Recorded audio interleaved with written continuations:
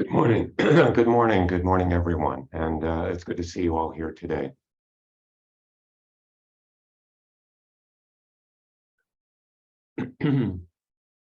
So toward the end of last year, we had this ambitious project of discussing the Mountains and Waters Sutra of Master Dogen, and now we've taken on a equally ambitious project of investigating the first teaching of the Buddha after his awakening, the Dhammacakkappavattana Sutta, turning the wheel of Dhamma, or setting the wheel of Dhamma in motion. And this sutta is considered a basic teaching in Buddhism, but there are many different ways of interpreting it, and it has been the source for numerous uncountable commentaries. And we won't be approaching it from the viewpoint of a scholar or the viewpoint of a monastic. I certainly don't have the qualifications in either of those categories. But we'll investigate it from the standpoint of a lay person trying to understand what the Buddha is trying to tell us and how we can apply it in our everyday lives. So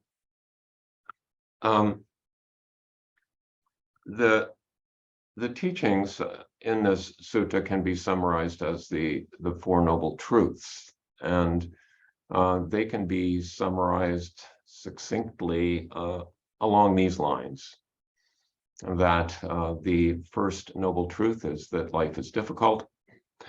The second is that the difficulty arises because of our craving or thirst, and that this thirst can be quieted, this craving can be put at ease, and the way to achieve that is the fourth noble truth, the Eightfold Path, which is a series of instructions. So we'll be focusing, the usual interpretation is that, suffering is here. We produce much or all of it with our intention to have things other than the way they are, and that we can relieve the suffering by just changing our perspective. And there is a path to that change in perspective. Well, that's sort of the usual short form that at least I have heard. I think it brings up a couple questions when you start looking at, well, what is this difficulty, this dukkha, the Pali word that Buddha uses? What is he talking about, really? And how about this? Is it really all caused by our craving, thirst for things to be other than the way they are? And if so, do we really want to just abandon all desire, all intention, all motivation to change anything? And importantly, do we want to bend our lives toward a situation where we're totally indifferent, where we just don't feel any of the things that other people feel? That, if our cat dies, or if somebody we love is sick or in pain, we just, well, it is what it is. We just don't have any feelings of grief. or empathy in a way for the pain in the world. Is that the sort of state we really want to cultivate?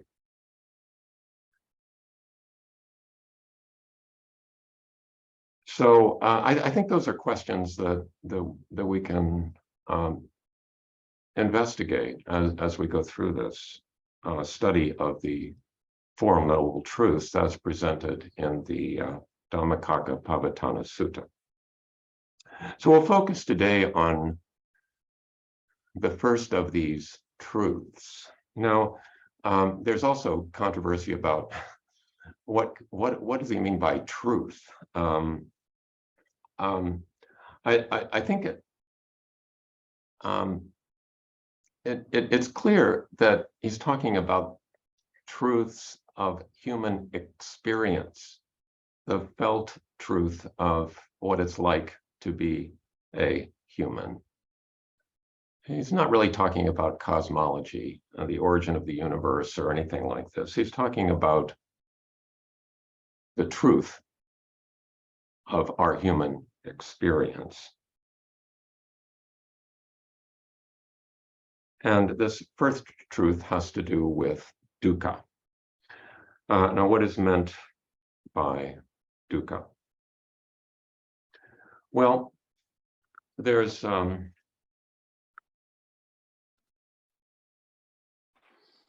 in the sutta, and I'll just display this for a moment. There's a passage where dukkha is defined, and it's defined in terms of, there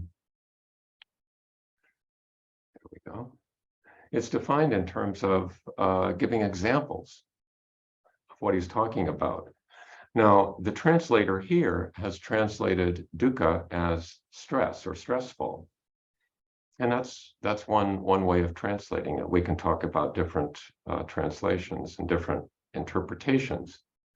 But he says, now this monks, he's talking to his 5 companions who have followed him on at least part of his spiritual journey.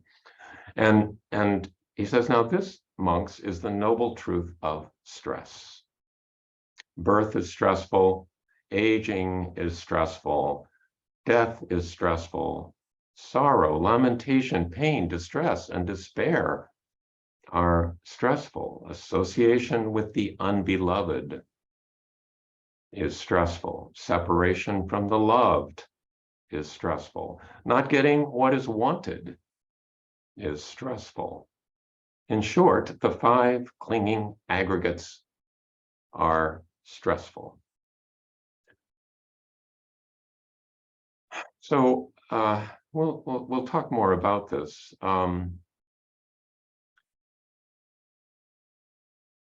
Particularly, we'll mention what he's discussing here. Well, what he's mentioning, the 5 clinging aggregates. But I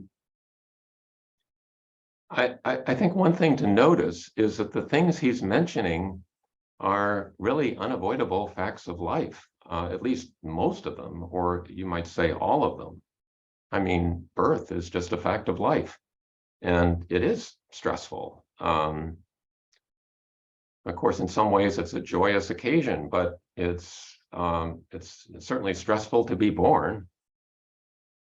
And newborns express this vividly.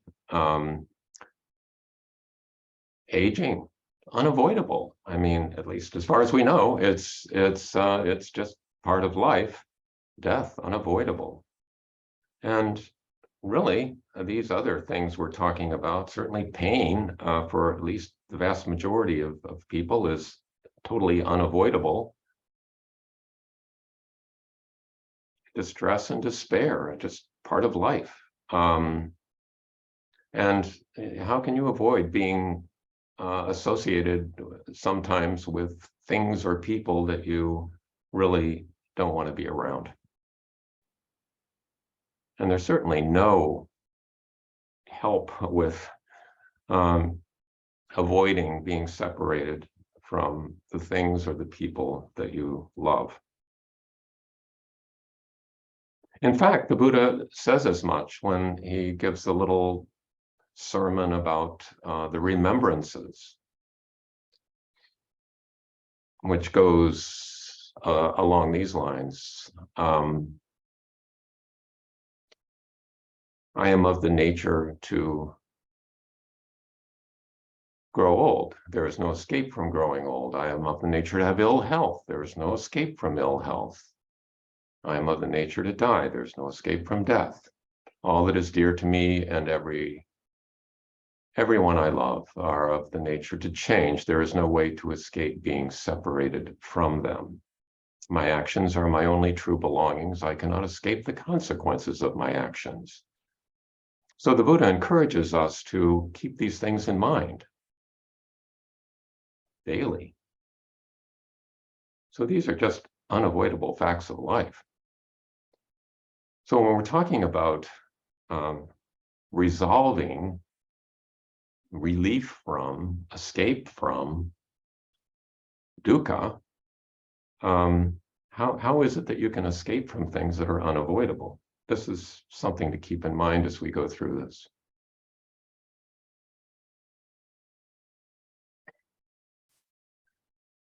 Now, this word, dukkha, I think is, we don't really have a single word in English that takes it all in. Because yes, it is suffering, but a lot of what comprises dukkha is not what we would call suffering. Dukkha is, as I understand it, just all pervasive. It's always there. Even in moments of joy and happiness, there is a certain poignancy that this can't last. That oh, this feels good, but I know that there's going to be an end to it. And I think there's an awareness of that on some level all the time. So even the just feelings of unease within, when you walk into a room and you don't know anybody and you're not sure, what's going to happen. Even that sort of mild or maybe intense unease is part of dukkha.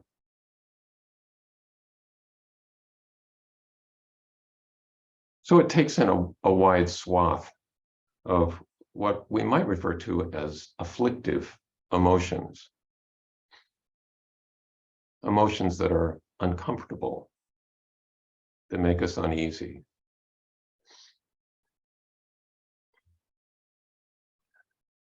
So this is, and of course, Buddha was in northern India at the time, or what has become northern India, when he was giving this sermon to his companions. But it's a common human experience throughout the world. We have in Western culture, we have examples of what might be described as dukkha. Many of you may be familiar with William Blake's poem entitled London. I wander through each chartered street, near where the chartered Thames doth flow, and mark in every face I meet marks of weakness, marks of woe. In every cry of every man, in every infant's cry of fear, in every voice, in every band, the mindfold manacles I hear. How the chimney sweepers cry, every blackening church appalls, and the hapless soldier's sigh runs in blood down palace walls. But most through midnight streets I hear, how the youthful harlot's curse blasts the newborn infant's tear, and blights with plagues the marriage hearse.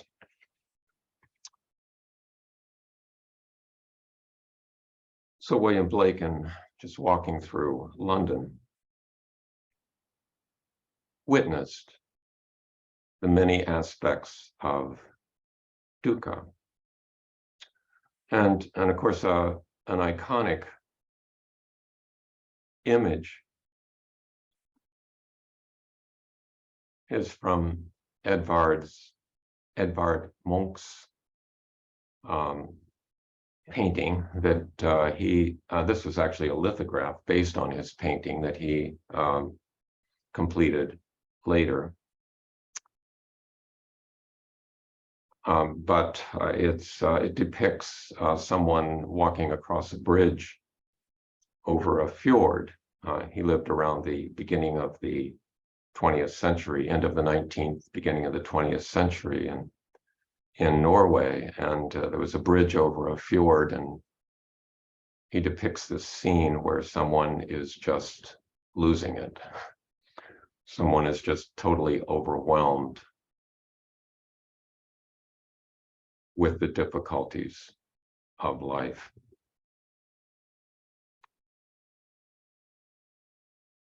So I guess one reasonable thing to ask is this a good place to start?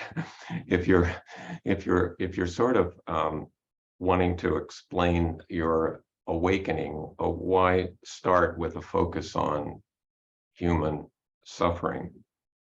Because it's really unique among religious traditions to sort of start out this way, instead of starting out with some sort of origin story or something of that sort. You might say that it's kind of morbid.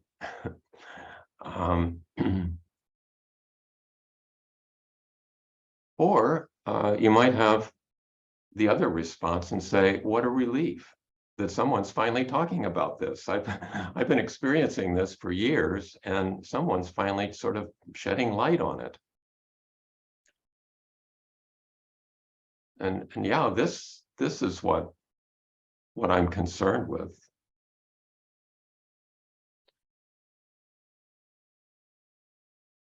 So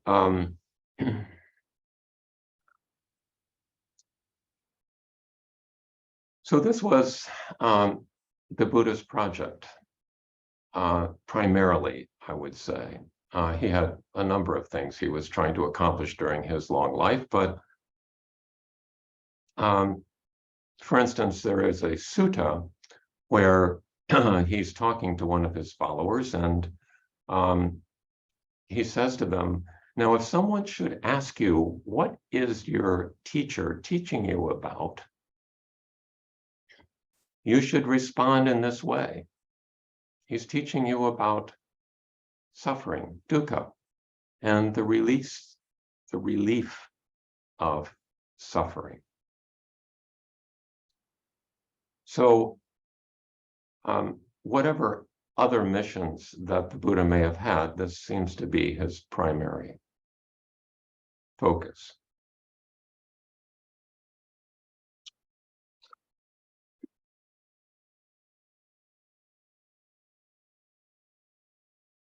By the only way I think you can really solve a problem is by at first shedding light on it, and I think that's why the Buddha starts in this way, with such a graphic presentation of human difficulty. I remember I was in many decades ago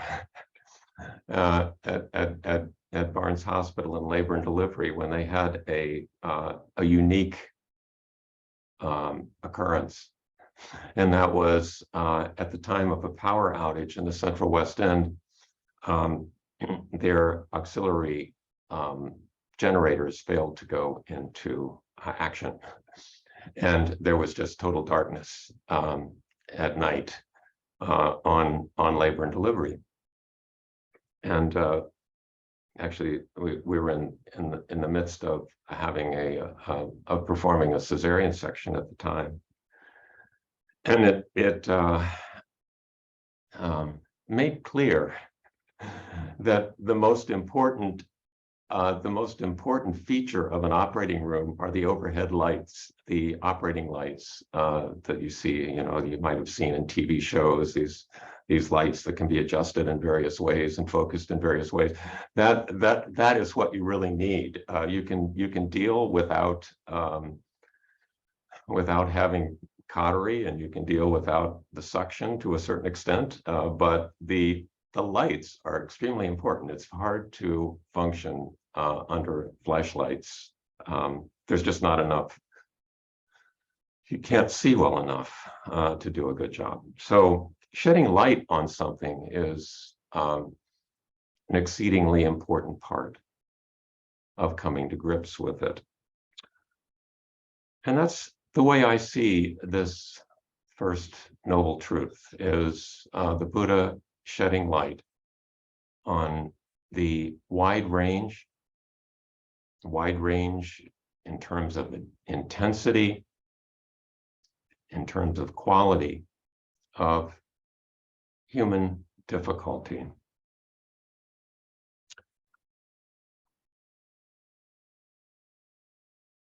So I think we'll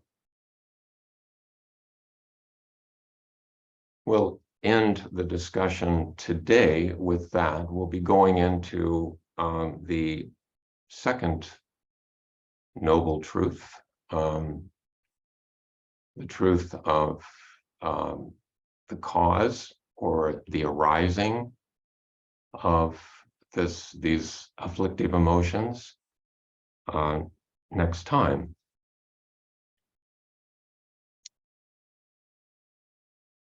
But I guess I would be interested in our discussing, how would you translate this term, dukkha? Is it really all pervasive? Is that the way you perceive it? Or is this, just perhaps a little bit of a morbid obsession with certain emotions that we have? And if there is a project to get rid of it, what does that really mean? Is that really what the Buddha is trying to do here? Where would we be without this aspect of our emotional life?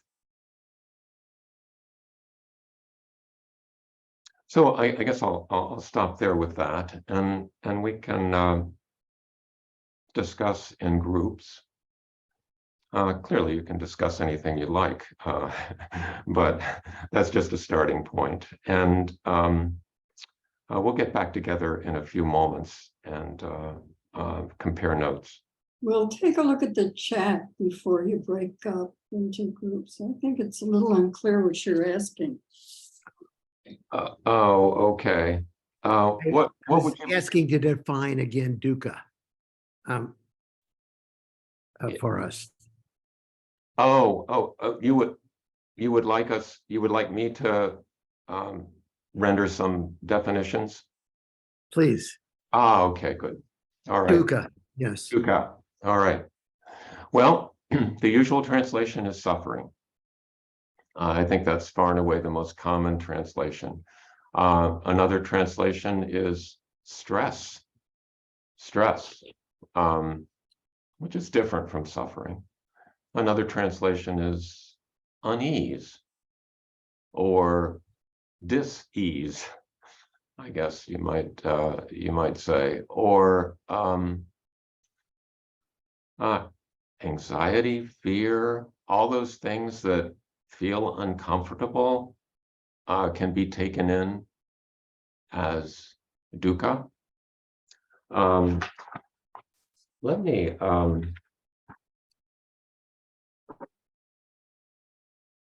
Thanks, that's helpful. there are a couple quotes here that might help a little bit. And this is from a later sutta. There are some cases in which a person overcome with pain, his mind exhausted, grieves, mourns, laments, beats his breast, and becomes bewildered. Or one overcome with pain, his mind exhausted, comes to search outside. Who knows a way or two to stop this pain? I tell you, monks, that stress, dukkha, results either in bewilderment or in a search. In the Buddha's case, it resulted in a 6-year search. So I don't know if that helps. But